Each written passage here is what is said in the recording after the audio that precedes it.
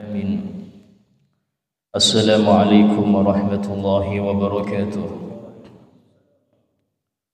Bismillahirrahmanirrahim. Alhamdulillahi rabbil alamin.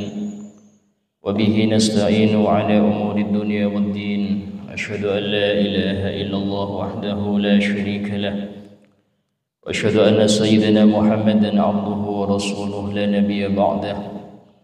Allahumma salli wa sallim وبارك وكرم وعظم ومجد على حبيبنا وشفينا وقرة أعيننا محمد وعلى آله وصحبه أجمعين. سبحانك لا علم لنا إلا ما علمتنا إنك أنت العليم الحكيم. رب اشرح لي صدري ويسر لي أمري واحلل عقدة من لساني يفقه قولي بجاه النبي وآله. قال الله تعالى وقل رب زدني علما. وقال رسول الله صلى الله عليه وسلم طلب العلم فريضة على كل مسلم. Alhamdulillah, segala puji bagi Allah Subhanahu wa taala yang telah memberikan kepada kita nikmat-nikmatnya, khususnya nikmat iman, nikmat Islam, nikmat kita menjadi umat Nabi Muhammad sallallahu alaihi wasallam. Itu suatu umat yang mana umat yang terakhir munculnya, tapi nanti yang pertama kali dihisab dan yang pertama kali masuk surga setelah para nabi-nabi. Dan ini semuanya merupakan kemuliaan daripada Nabi Muhammad SAW untuk kita. Sehingga disebutkan dalam Imam Busiri burdahnya, beliau mengatakan bi akrami rusli kunna akramal umami. Dengan sebab paling mulianya Rasul, maka kita menjadi umat yang paling mulia. Umat yang disebutkan dalam Al-Quran, kuntum khaira ummatin ukhrijat linnas ta'muruna bil ma'rufi wa tanhauna 'anil munkar wa tu'minuna billah. Kalianlah sebaik-baik umat yang pernah ditampakkan oleh Allah kepada seluruh manusia. Dan ini berkat siapa? Berkat Nabi Muhammad. Alhamdulillah, yang telah lalu kita membahas tentang iman kepada kitab-kitab Allah. Dan kita sudah membagi ada berapa kitab-kitab Allah secara ijmal, ya, secara global. Kemudian wajibnya kita beriman dengan yang 4 tersebut secara rinci. Kemudian apa perbedaan antara Al-Quran dengan kitab-kitab yang lain. Maka sekarang kita masuk kepada pembahasan tentang Al-Quran itu sendiri. Karena penting seorang muslim harus ngerti Qurannya. Karena nanti di antara pertanyaan mungkar nakir di kubur, sesuai di dalam hadis yang diriwayatkan oleh seorang sahabat, yaitu wama imamuk, siapa imammu? Maka Al-Quran imami. Mengatakan Al-Quranu imami itu tidak cukup hanya dihafal, tapi apakah sudah betul Al-Quran itu sebagai pedoman kita, sebagai bacaan saja, apa sebagai tuntunan? Itu yang harus kita periksa, ya. Sehingga kalau kita membahas tentang Al-Quran, maka kita membahas tentang mukjizat paling besar. Nabi kita Muhammad SAW itu memiliki banyak mukjizat. Ada mukjizat membelah bulan, ada mukjizat keluar air dari jari jemarinya, ada mukjizat memperbanyak makanan yang sedikit tapi cukup untuk ratusan bahkan ribuan orang. Ada mukjizat macam-macam. Bahkan hampir seluruh mukjizat yang pernah diberikan oleh Allah kepada para nabi-nabi terdahulu, itu Nabi kita Muhammad sudah punya. Semua mukjizat yang pernah diberikan oleh Allah untuk nabi-nabi terdahulu, Nabi kita juga punya. Kenapa? Karena sumbernya Nabi Muhammad. Nabi-nabi terdahulu keluar mukjizat itu sumbernya karena Nabi Muhammad. Mana dalilnya Ustaz? Ada. Ya, disebutkan di dalam Al-Quran bahwasanya Allah berfirman, wa id akhadallahu mitsaqan nabiyyina lama ataitukum min kitabin wa hikmatin thumma ja'akum rasulun musaddiqun lima ma'akum latu'minunna bihi wa latansurunna. Dan ingatlah ketika Allah mengambil sumpah kepada seluruh nabi di alam arwah. Di dalam tafsir sebutkan itu sumpah berlangsung di alam arwah. Sebelum kemunculan semua manusia belum muncul, masih di alam arwah semua. Itu apa sumpahnya? Lama ataitukum min kitabin wa hikmatin. Kapanpun aku berikan kepada kalian di masa itu kitabkah atau hikmahkah? Hikmah itu wahyu. Tsumma ja'akum rasulun, kemudian di masa kalian itu datang seorang rasul, yaitu Nabi Muhammad. Rasulun, seorang rasul, yusaddiqu, musaddiqun lima ma'akum, yang dia membenarkan dengan apa yang kalian bawa. La tu'minun nabi, maka kalian wahai para nabi wajib beriman dengan nabi ini. Walatan surunnah, dan wajib kalian menolong, membantu nabi ini, wajib. Maka Allah melanjutkan, akhadtum ala dalikum isri, apakah kalian mau mengambil sumpah ini dariku? Qalu aqrarna, maka semua nabi mengatakan kami berikrar ya Allah, kami berikrar. Para ulama mengatakan di sini semua para nabi dari Nabi Adam sampai Nabi Isa itu sudah diambil sumpah di alam arwah oleh Allah Ta'ala. Kapanpun Nabi Muhammad ada di zaman mereka, mereka wajib menyerahkan estafet dakwah kepada Nabi Muhammad dan mereka menjadi pengikut Nabi Muhammad. Karena itulah dalam suatu hadis Nabi SAW pernah bersabda, "Lau kana Musa wa Isa hayyain ma wasi'ahuma illa tibai." Seumpama Musa dan Isa itu hidup sekarang, artinya bersama aku sekarang, maka mereka pasti ngikutin aku, gak bawa syariat lagi, ikut aku. Bahkan dalam hadis yang lain Nabi bersabda, Adam wa man dunahu tahta liwa'i yaumal qiyamah. Nabi Adam dan nabi-nabi setelahnya di bawah benderaku nanti di hari kiamat. Di sini menunjukkan para nabi-nabi itu sudah ada niat untuk ngikuti Nabi. Kalau Nabi ada di masa mereka, mereka sudah niat ingin ngikuti Nabi, ingin membantu Nabi sekuat tenaga. Karena itulah mereka dapat mukjizat. Sudah ada niat ingin bantu Nabi, dapat mukjizat.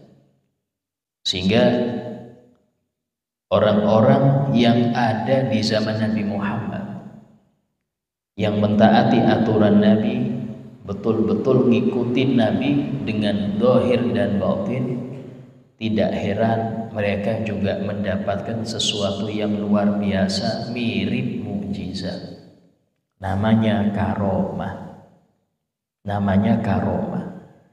Kenapa? Sumbernya sama, Nabi Muhammad SAW. Kalau para nabi terdahulu itu dengan niat yang kuat, Allah kasih mukjizat. Kalau para orang-orang soleh zaman sekarang, zaman Nabi Muhammad ini, itu langsung dengan mengikuti, langsung dengan mentaati apa yang Nabi perintahkan, menjauhi apa yang Nabi larang.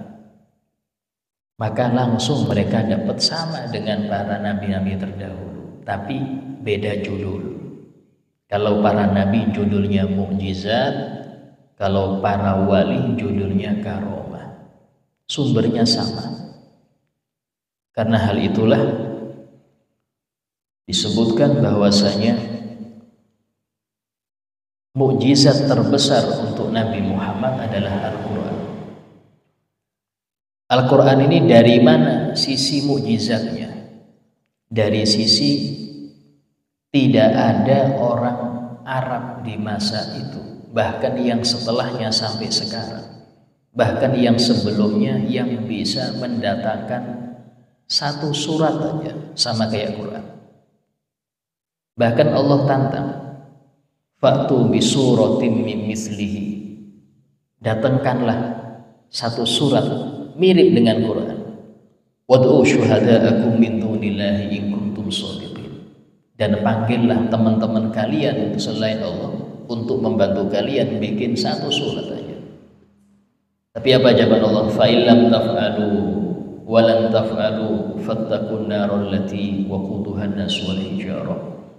Kalau kalian gak mampu, dan pasti tidak mampu, maka takutlah kepada neraka yang mana bahan bakarnya adalah manusia dan berhala-berhala. Di sini Allah tantang, dan tidak ada satupun dari orang-orang Arab yang dulu zaman Nabi itu terkenal ahli fasoha, ahli pujangga. Karena itulah bahasa Quran ini mirip-mirip bahasa pujangga yang gak bisa untuk dibuat oleh manusia. Sampai-sampai pernah suatu kali ada seorang penyair handal di masa Nabi, namanya Walid bin Mughirah, ayahnya Khalid bin Walid. Anaknya Masya Allah, abahnya ini gak beres, tapi termasuk orang hebat dalam syair. Orang-orang Arab, Abu Jahal mengatakan, ya Walid bin Mughirah, itu Muhammad katanya punya syair hebat, dikira syair. Coba engkau dengar syairnya dia. Maka datang ke situ. Habis Walid bin Mughirah itu mengucapkan sesuatu, sudah, wahai Walid, selesai. Dengarkan kata Nabi. Maka Nabi membaca beberapa ayat surah Toha. Toha ma anzalna alaikal qur'ana litashqa. Dengar itu langsung gemeter. Dan ketika dia itu balik ke kelompoknya, itu Abu Jahal mengatakan, Walid ini wajahnya beda, sebelum dia berangkat dengan datang beda. Kata ulama mengatakan karena cahaya Quran itu nyampe, tapi nggak sampai ke hati, ke wajahnya. Kalau bukan karena takdirnya dia neraka selamanya, beriman ini orang. Dan dia mengatakan ucapan ini diabadikan di dalam kitab-kitab. Apa itu? Dia mengatakan, sungguh ucapan ini bukan karangan manusia. Bahkan jin pun nggak bisa ngarang model ini. Ini ucapan nggak bisa dikarang manusia, nggak bisa. Tapi tadi kalau namanya hidayah nggak datang, walaupun ribuan ulama yang dakwah nggak bisa masuk. Urusan hidayah urusan Allah. Nabi sendiri ditegur oleh Allah, innaka la tahdi man ahbabta. Engkau ya Muhammad nggak bisa beri hidayah siapapun yang engkau senengin, nggak bisa. Walakin Allah yahdi man yasha. Tapi Allah lah yang memberi hidayah siapa yang Dia kehendaki. Dari sini termasuk tugas seorang ulama, ya, seorang guru, seorang orang tua untuk anak-anaknya, sampaikan saja. Jangan Anda punya target nyadarkan orang siapa kita. Tugas Anda bukan nyadarkan. Tugas Anda cuman balighu anni walau ayat. Kata Nabi, sampaikan dariku walaupun satu ayat. Urusan hidayah urusan Allah. Karena itulah mengapa para ulama itu gak ada yang putus asa dakwah.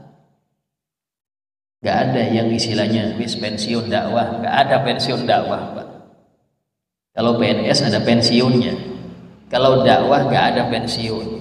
Kenapa? Karena gak ada targetnya. Apa targetnya? Ridho Allah. Tapi untuk nyadarkan manusia bukan itu targetnya. Nabi Nuh kalau memang punya target, nggak sampai 1000 tahun Pak dakwah. Nabi Nuh itu dakwah 1000 tahun yang ikut cuma 80 orang. Kalau hitung-hitungan kita sudah bubar, sudah pengajian. 1000 tahun ikut 80 orang. Tapi lihat, Nabi Nuh bukan intinya nyari, ayo ngajak biar orang beriman, tidak. Intinya nyampe kan. Karena yang ngasih hidayah Allah. Nah, di situ loh harus kita tahu, jangan menyerah ketika mengajak orang dalam kebaikan. Karena bukan Anda yang merubah mereka, yang merubah itu Allah. Anda bersyukur diberi tugas oleh Allah untuk nyampaikan, enak. Selesai. Mau nurut nggak nurut urusan Allah sudah. Dari situlah Al-Quran ini tetap bisa langgeng mukjizatnya Nabi daripada yang lain. Kenapa? Karena mukjizat Al-Quran tidak bisa ditangkap dengan panca indera, tapi bisanya dengan al-aql, dengan akal. Tapi harus orang-orang khusus. Siapa itu? Ulama yang tadabbur. Ulama yang mentadabburi isi Quran akan merasakan mukjizat Quran. Al-Habib Ali Habsyi mengatakan, tanazzuluhu 'alal ulama'i bakin minal maula wa huwa munqati'un nuzuli. Ya, tanazzulu, turunnya ilmu Al-Quran kepada para ulama itu kekal sampai hari kiamat. Turun terus. Wa huwa munqati'un nuzuli, sementara Quran sendiri sudah terputus turunnya.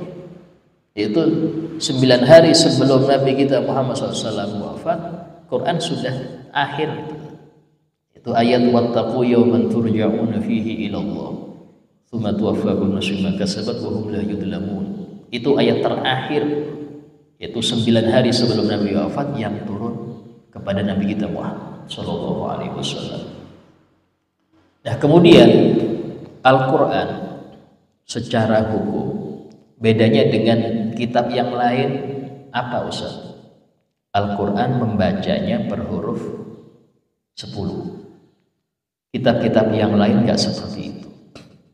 Bahkan kata ulama, hukum kita membaca kitab Injil dan Taurat sekarang ini itu tidak boleh kecuali orang yang mendalami dulu tentang Quran. Kenapa? Karena khawatir nanti masuk yang nggak baik, sementara dia belum punya dasar yang kuat. Dia belum punya dasar yang kuat. Silahkan pelajari, boleh mempelajari Injil silahkan. Tapi sudah kuat Anda dalam pondasi Islamnya. Itulah. Kemudian perbedaan antara Quran dengan hadis dan dengan hadis qudsi. Kalau hadis itu kalam Nabi Muhammad SAW. Kalau hadis qudsi itu kalam Allah tapi dibahasakan oleh Nabi Muhammad. Kalam Allah tapi yang membahasakannya Nabi Muhammad, tidak melewati Jibril langsung. Karena memang datangnya wahyu itu macam-macam ya. Datangnya wahyu, Nabi dalam Sahih Bukhari pernah ditanya, ya Rasulullah kaifa yatikal wahyu? Ya Rasulullah, bagaimana cara datangnya wahyu kepada engkau? Kata disebutkan bahwasanya ada kalanya wahyu itu datang dengan malaikat Jibril bawa. Dan itu yang paling berat, sampai Nabi itu berkeringat kadang-kadang menerima wahyu itu. Ya wajar, Al-Quran itu disifati oleh Allah Ta'ala dalam surah Muzammil sesuatu yang berat, sehingga Allah berfirman, inna sanulqi alaika qawlan thaqila, sungguh kami akan memberi engkau wahai Muhammad ucapan yang berat. Beratnya kayak apa Ustaz? Digambarkan oleh Allah di dalam ayat yang lain. Lau anzalna hadzal qur'ana ala jabalin, seumpama kami turunkan Quran ini, yaitu kalam Allah ini, di atas sebuah gunung yang kukuh, la ra'aitahu khashi'an, pasti engkau akan melihat gunung itu akan khasyi', gemeter, mutasaddian, hancur lebur, min khasyatillah, karena takut kepada Allah. Gunung gak kuat nerima wahyu, gak kuat nerima wahyu.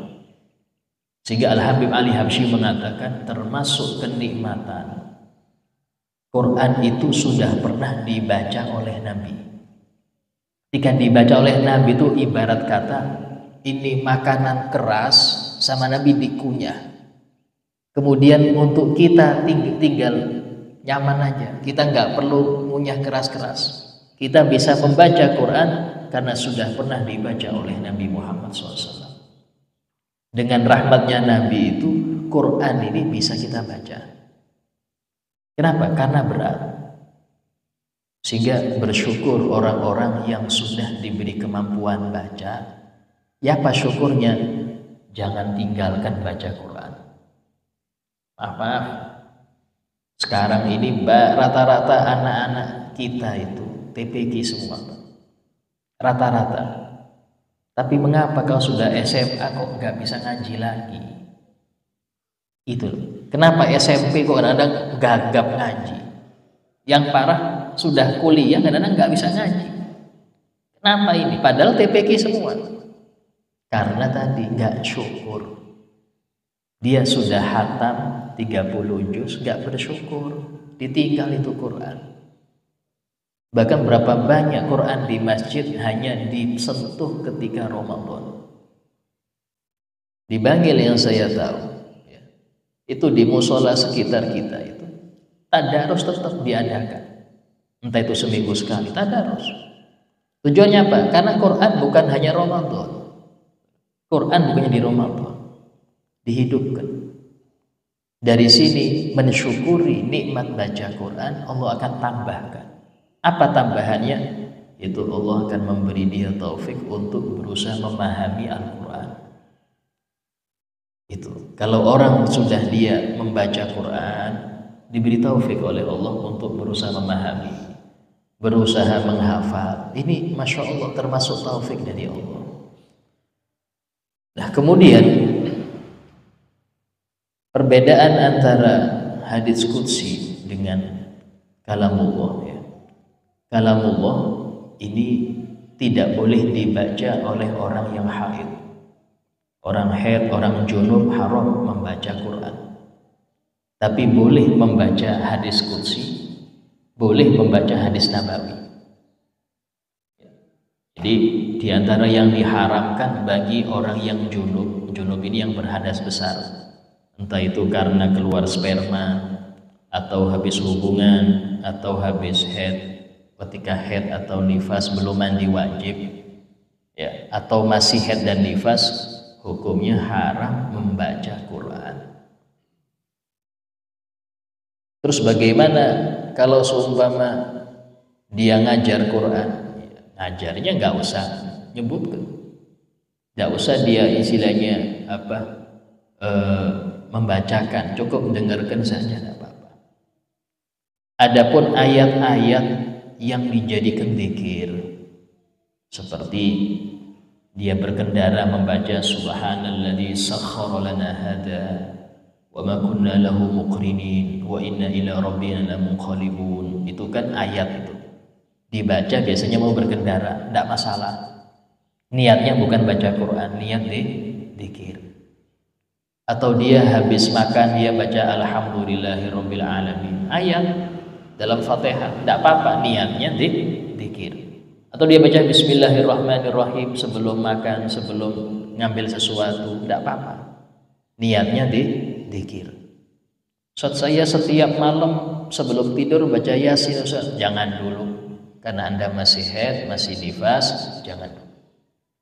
Bahkan kata ulama, untuk yang junub, yang mereka ini tidak terkendala untuk mandi cepat-cepat, itu makruh, ya, makan, minum, tidur sebelum mandi wajib. Makruh. Di antara yang diharamkan bagi yang junub, ya, yang pertama adalah sholat, haram sholat. kemudian tawaf, kemudian menyentuh mushaf, tidak boleh nyentuh mushaf, kemudian membawa mushaf, ya, membawa mushaf ini ada tas dia, dalamnya ada Quran, dia bawa tasnya, nggak punya wudhu haram. Ustaz saya nggak megang, iya bawa sama. Ada nggak megang? Kadang ada orang mau ngambil mushaf, dia ambil apa sorbannya, sama, nggak bisa. Kalau nyentuh tanpa ada penghalang sama haram. Nyentuh ada penghalangnya nggak apa-apa, nyentuh hanya ya. Tapi kalau bawa bermasalah, bawa bermasalah. Terus kemudian menetap di masjid nggak boleh. Orang yang junub nggak boleh berada di masjid. Kalau masuk hanya mengambil kunci yang ketinggalan atau mematikan lampu terus keluar lagi, tidak apa-apa. Ya. Terus yang selanjutnya membaca Quran, ini nggak boleh. Ya, membaca Quran dengan niat Quran. Nah, kemudian dalam hadis-hadis yang menjelaskan tentang fadilah Al-Quran disebutkan oleh Nabi Muhammad SAW, al-buyut allati tuqra'u fiha al-Quran, rumah-rumah yang dibacai Al-Quran, tatara'a li ahli sama kama tatara'a nujum li ahli al-ard. Rumah-rumah yang dibacai Quran itu akan kelihatan berkemilau oleh para malaikat rahmat itu yang di langit itu, kelihatan berkilau, sehingga mereka ini sangat ingin untuk mampir ke rumah-rumah tersebut. Malaikat rahmat itu senang dengan rumah-rumah yang di situ banyak dibaca Quran, sebagaimana Anda melihat bintang ke bintang di langit, senang pengen ke situ, sama kayak malaikat pun demikian. Bahkan dalam hadis yang lain, al-bait alladzi yuqra'u fihi al-Qur'an yaktsuru khairun. Rumah yang banyak dibacai Al-Qur'an, maka sangat banyak kebaikannya. Kebaikan di sini rumah jadi tenang. Ya, rumah kalau pengen anggotanya itu gak gampang panas, gak gampang emosi, bacai Quran. Guru kita Abu Yasegaf bin Abu Hasan Baharul hafizahullah wa ra'ah, profesional afiyah. Beliau pernah mengatakan, kalau anak sekarang ini pengen terjaga, anak-anak Anda pengen terjaga, jangan tinggalkan 3 ini. Anak-anak itu usahakan 3 ini harus mereka kerjakan. Yang pertama adalah sholat 5 waktunya. Perhatikan, gak cukup hanya sudah sholat, nah sudah gak cukup. Perhatikan, kalau perlu tanyai baca apa dia, tanyai bacaan sholat. Mungkin ya saya nggak tahu, bisa jadi sudah SMA nggak ngerti Pak. Maaf, banyak sekarang SMA nggak hafal tahiyat akhir, banyak. Sholat, perhatikan sholatnya dia. Yang kedua, berbakti pada orang tuanya, berbakti pada orang tua, khususnya ibu, karena Nabi sudah pernah bersabda, al jannah tahta aqdamil ummahat, semua surga itu rahasianya di bawah telapak kaki ibu. Artinya patuh pada ibu.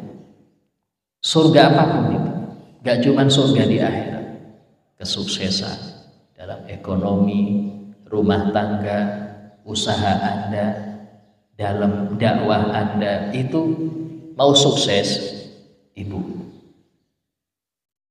Karena itulah kebanyakan orang itu mengira dia menggapai kesuksesan karena usahanya. Tidak, itu karena doa ibunya, karena doa ibunya. Tapi banyak gak sadar. Yang ketiga, baca Quran. Usahakan 1 hari 1 halaman. Usahakan 1 hari 1 halaman. Insya Allah aman ya. Kenapa? Karena Allah Ta'ala menjaga Al-Quran dan para penjaganya dan para pembacanya itu Allah jaga. Di dalam hadis yang lain, masih di dalam fadilah ahli Al-Quran disebutkan, ya umul qauma aqra'uhum li kitabillah ta'ala. Hendaknya yang menjadi imam suatu kaum itu adalah aqra'uhum li kitabillah ta'ala. Aqra'uhum ini kalau bahasanya yang paling banyak baca dengan kitab Allah. Di sini ulama mengartikan yang paling banyak baca itu dengan berbagai macam arti. Sehingga di dalam hal ini lebih banyak mereka itu yang lebih paham akan hukum Allah dalam Al-Quran. Berarti di sini apa? Yang paling ahli fikih, khususnya fikih di urusan sholat. Kalau sudah itu sama, maka yang paling banyak hafalannya. Baru yang paling banyak hafalannya. Itu diantara fadilah Al-Quran. Kemudian dikatakan di dalam masalah beberapa hadis tentang Al-Quran. Dan di sini yuqalu li sahibil Quran iqra' warqa warattil.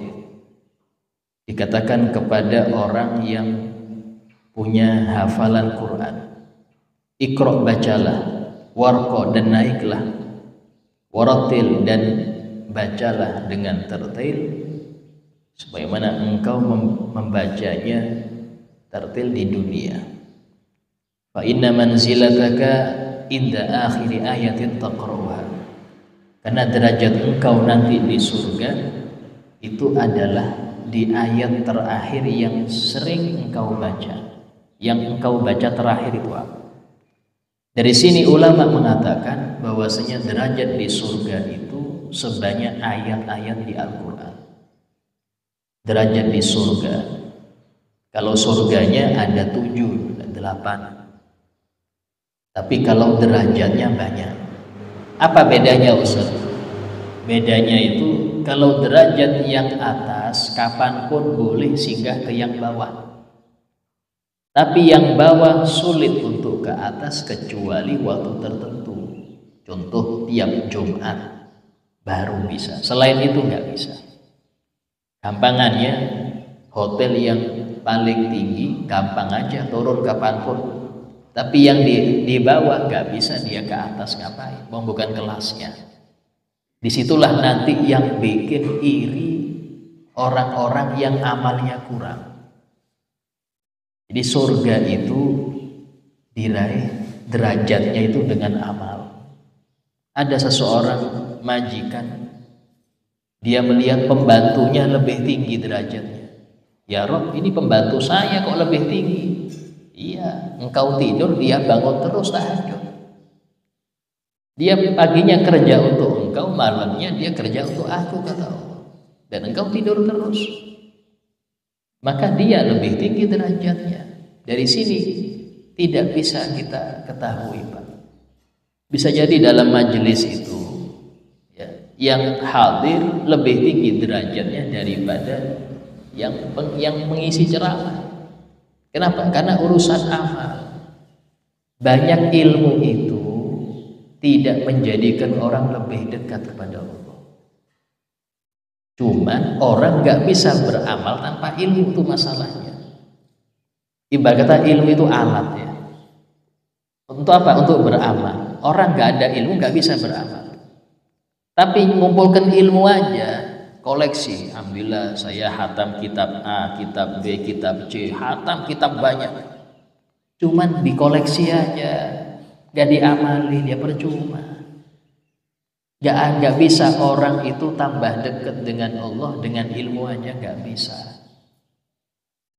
Ya, sehingga dalam hal ini bisa jadi orang yang hanya dengar satu kali ilmu terus dia amalkan, Itu lebih baik daripada yang apal banyak ilmu nyampaikan cuman nggak ngamalkan dia. Bisa jadi yang dengar sekali tapi dia amalkan dia. Itu lebih kuat dan lebih dekat dia dengan Allah Subhanahu wa taala. Kemudian hukum lupa akan Quran. Nah, ini penting. Dalam suatu hadis Nabi SAW pernah bersabda, "Uridat alayya dhunubu ummati." Disetorkan kepadaku seluruh macam-macam dosa umatku. Falam aradamban a'dham min suratin aw ayatin utiha rajulun thumma nasiyaha. Kata Nabi, aku pernah disodorkan kepadaku macam-macam dosa umatku, dan aku tidak melihat dosa yang lebih besar dari satu surat atau satu ayat yang pernah dihafal oleh seseorang tapi dia melupakannya. Itu berat, Pak. Hati-hati. Orang kalau sudah hafal Quran terus dia meninggalkannya, bis gak usah ngapal lagi, yang penting sudah pernah ngafal. Dosanya berat. Kadang-kadang banyak seperti itu. Kenapa ngafal? Ya biar dapat sertifikat, Ustaz. Masuk apa? Perguruan tinggi dengan beasiswa. Sekarang ada kan beasiswa dengan tahfidz. Bahkan TNI bisa pakai tahfidz, polisi juga bisa. Kalau niatnya untuk itu, dijamin gak awet. Kenapa? Bukan lillah. Ngafalnya dia bukan karena Allah. Apalagi maaf karena lomba. Kenapa ngafal? Iya Ustaz, MTQ Ustaz. MTQ, hati-hati. Karena ini kalamullah, jangan buat main-main. Jangan dibuat main-main. Ya, kalau sudah niatnya bukan karena Allah, maka gampang itu tercabut. Kalau sudah tercabut, kalau dia nggak ngulang lagi, maka bisa dosa besar. Jadi jangankan satu juz, Pak. Satu surat dalam hadis itu, satu surat dia lupa. Contoh dulu saya pernah hafal juz amma dulu, sekarang nggak hafal lagi Ustaz. Pertanyaannya sekarang kenapa nggak hafal lagi? Kalau nggak hafal lagi itu dia sibuk dengan mendalami ilmu agama, sehingga waktu murojaah, waktu ngulang berkurang. Cuman dia ada niat sekali ngulang dia, tidak masalah. Tapi yang dimaksud melupakan itu dia nggak peduli lagi. Wis yang penting pernah hafal. Yang penting dulu pernah hafal. Ini yang dosa. Itu yang dosa. Kenapa? Karena dia acuh tak acuh dengan sesuatu yang Allah kasih dia, tapi dia melupakannya. Sehingga dalam hal ini cara tobatnya kayak apa? Ngulang lagi. Itulah menjaga Quran itu lebih berat daripada ngafal. Ngafal itu cepat, paling sekali dodok 10 ayat bisa. Saya punya teman itu ada ujian tafsir, ya dia ujian tafsir di suatu perkuliahan di luar negeri. Itu dia 23 juz 2 bulan hafal. Karena ujian. Habis ujian ya lupa lagi. Karena ujian. Belajarnya karena ngafalnya karena ujian. Sesuatu yang tergesa-gesa nggak awet. Tujuan ngafal Quran bukan cepet-cepetan ngafal. Tidak. Tapi itqan. Apa itqan itu? Yaitu teliti, mendalam. Sehingga setiap kali disebutkan dia bisa melanjutkan. Itu kalau bisa seperti itu, insya Allah sampai wafat gak akan hilang. Itu yang disebutkan oleh para ulama, orang yang ngafal Quran gak akan pikun. Karena ngafalnya seperti ini, lillah. Tapi kalau dikejar 40 hari 30 juz, nyetor aja, gak bisa. Yang ada malah itu dibuat bangga-banggaan, habis itu lupa lagi. Ini penting. Dan yang tidak kalah penting adalah mentajwidkan Al-Quran. Dalam kitab disebutkan malam yujid Quran asimu, orang yang baca Quran tanpa tajwid dia berdosa. Ya, baca Quran itu wajib dengan tajwid. Kenapa? Karena Jibril nyampaikan kepada Nabi Muhammad dengan tajwid. Nabi Muhammad kepada para sahabat dengan tajwid. Terus sampai kepada kita dengan tajwid. Kita bacanya kayak baca hadis, kayak baca kitab, nggak bisa, dosa dapatnya. Karena tajwid itu sama dengan huruf-huruf atau itu mutawatir, turunnya itu mutawatir. Ya.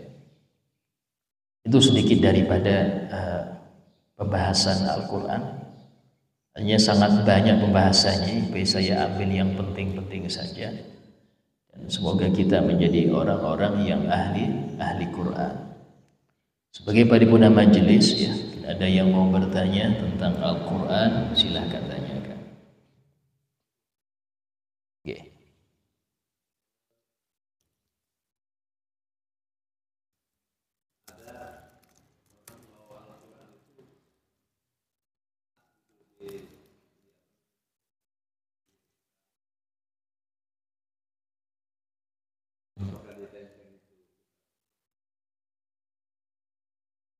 Nah, ya penting ya.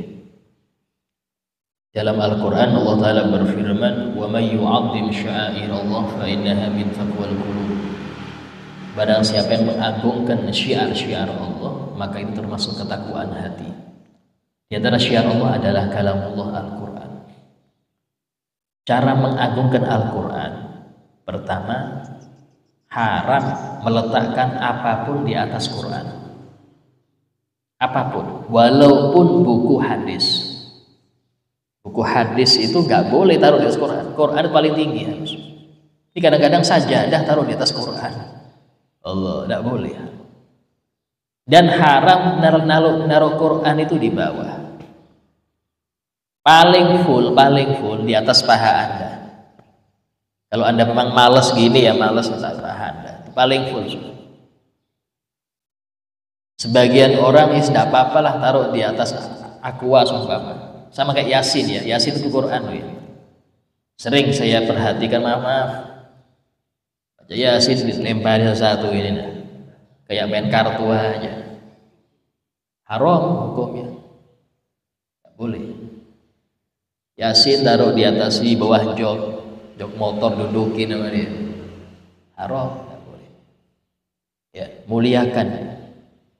Bahkan disebutkan kalau ada sobekan Quran, kita dapat jatuh di selokan kan, di samping jalan, wajib diambil. Saya nggak punya wudhu Ustaz, walaupun nggak punya wudhu. Kenapa? Memuliakan ini wajib. Anda biarkan, biar nanti ada yang lain dosa. Kenapa? Termasuk menghinakan Quran. Ya. Sehingga urutan kalau kita mau nata buku itu, Quran dulu paling tinggi, baru tafsir, baru hadis, baru syarah hadis, baru kitab-kitab yang lain, fikih, tauhid, baru buku umum paling bawah. Itu cara nyusunnya. Kalau bertumpuk, tidak apa-apa lemari Quran tapi atasnya tangga, tidak masalah karena lain-lain ruang, tidak apa-apa ya. Lemari Quran tapi atasnya tangga, Ustaz lewat orang, tidak masalah karena ruangnya beda. Atau di atas lemari Quran itu ditumpuknya lain lemarinya, sebagian mengatakan nggak apa-apa. Yang nggak boleh itu ditumpuk langsung di atasnya, yang nggak boleh itu ditumpuk langsung. Dan jangan mencampur. Untuk sebagian anak-anak nih kadang-kadang di pondok kan lemari satu nih, situ ada Quran, ada kitab, pakaian kotor taruh itu juga, ya Allahu Akbar, ada kaos kaki, ada ini, ya Allah, jangan, itu nggak beradab ya. Nah, itu diantaranya. Sehingga membawanya, orang dulu bawa dipeluk. Tidak apa-apalah bawa model gini, tapi gini jangan. Yang parah lagi sudah ini dilipat taruh levis lagi. Innalillah. Ya, terus biasanya apa? Ya, Yasin atau majmu tak taruh sini aja. Nggak boleh. Kalau bentuk HP kayak apa? Di sini ada Quran, ada kitab hampir 200 kitab di sini. Nah, aplikasi bukan buku. Karena aplikasi itu ketika dibuka itu aplikasi, maka hukumnya kayak hukum Quran. Pas Anda buka ya, tapi pas nutup gini, saya nggak buka aplikasi Quran, tidak masalah. Saya taruh bawah jok, hukumnya sama. Karena dia nggak bentuk kertas, dia bentuk cahaya. Bentuk cahaya pantulan aja. Kayak sama saya pakai senter besar, saya tulisi di situ Al-Fatihah, saya senterkan ke tembok. Apakah boleh megang tembok itu nggak punya wudhu? Nggak apa-apa, toh cuman cahaya. Beda kalau tulisan, ini perbedaannya. Kalau di HP itu cahaya, cuman ketika dia muncul tulisannya tadi, adabnya kita punya wudhu. Ya, adabnya kita punya wudhu. Ya seperti itu adab ketika dengan Quran. Pertanyaan lain? Oh ya. Waalaikumsalam. Ada beberapa versi saat pertama ada yang membaca sampai Anas lanjut dengan doa, tapi ada juga yang lanjut setelah surah Anas surah 5 ayat pertama, terakhir penutup di 2 ayat. Yang mana yang lebih? Nah, dalam hadis disebutkan afdhalul qiraah al-hal al-murtahil. Sebagai bacaan itu al-hal al-murtahil. Apa arti al-murtahil? Disebutkan sama Nabi, setiap kali dia selesai, dia mulai lagi dari awal. Itu loh. Setiap kali dia selesai, habis minal jinnati wan nas, langsung balik ke Fatihah lagi. Fatihah dan beberapa ayat Al-Baqarah. Biasanya sampai wa ulaika humul muflihun, barulah baca doa. Kenapa? Biar nggak putus. Biar nggak putus. Jadi sudah ada niat mau ulang lagi. Kata Nabi, afdhalul qiraah al-hal al-murtahil, itu yang dimaksud. Itu setiap kali selesai langsung dia ke yang pertama. Agar apa? Agar niat langsung habis ini mau baca lagi dari awal. Itu afdolnya. Bukan sampai Anas selesai ya sudah kita baca doa, nanti kapan-kapan nanti baca dari awal. Nah, sunnahnya langsung karena sudah ada niat mau lanjut lagi. Itulah Quran itu disebutkan kalamun qadimun la yumallu sama'uhu. Kalam qadim yang tidak membosankan mendengarkannya, nggak pernah bosan. Orang yang nggak ngerti pun nggak paham sampean artinya, itu aja bisa terenyuh hati, apalagi yang paham. Itu Quran. Semoga Allah Ta'ala menjadikan kita min ahlil Quran wa mimman masya ma'al Quran fid dunya wal akhirah wa minal mu'tamirin bi awamirih wal muntahin binawahi. Amin ya rabbal alamin. Ala hadiniyah wa kulli niyatin salihah wa ala ma nawa bihi salafun salih. Al-Fatihah. Bismillahirrahmanirrahim. Alhamdulillahi rabbil alamin arrahmanir rahim maliki yaumiddin. Iyyaka na'budu wa iyyaka nasta'in ihdinas siratal mustaqim siratal ladzina an'amta 'alaihim ghairil maghdubi 'alaihim waladdallin. Bismillahirrahmanirrahim. Alhamdulillahi rabbil alamin. Allahumma shalli wa sallim ala sayyidina Muhammad wa ala alihi wa sahbihi ajma'in. ربنا انفعنا بما علمتنا رب علمنا الذي ينفعنا رب فقهنا وفقه أهلنا وقراباتنا في ديننا رب وفقنا وفقهم لما ترتضي قولا وفعلا كرما ورزق الخلا حلالا دائما وأخلا القياء لما نهضى بالخير نفى كل شر ربنا واصلح لنا كل شؤون وقر بالرضا منك العيون وقض عنا ربنا كل الديون قبل أن تأتينا رسل المنون ربنا آتنا في الدنيا حسنة وفي الآخرة حسنة وقنا عذاب النار وصلى الله على سيدنا محمد وعلى آله وصحبه وسلم والحمد لله رب العالمين. السلام عليكم ورحمة الله وبركاته.